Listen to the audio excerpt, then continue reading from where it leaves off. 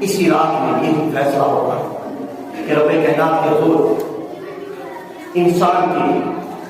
مرنے والوں کی لسٹ نام لکھ کر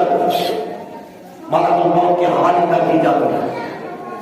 رزق کے حوالے سے رزاق کے حوالے کر دی جاتی ہے، صحت کے حوالے سے فرشتوں کی لسٹ فرشت دی جاتی ہے، جن کی پیدائش ہونی ہوتی ہے ان کی فرشتوں کے حوالے کر دی جاتی ہے، یہاں تک کہ حضرت عائشہ صدیقہ رضی اللہ تعالیٰ فرماتی کہ حضور سید عالم صلی اللہ علیہ وسلم عبادت میں مصروف تو فرماتی کہ عائشہ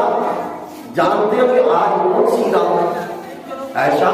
جانتے ہو کہ آج کون سی رات ہے؟ آج وہ رات ہے کہ اس رات رب کائنات اپنے بندوں کے فیصلے کرتا ہے، آج وہ رات ہے رب کائنات جن کے آپ پیدائش ہونی ہوتی ہے اور ساتھ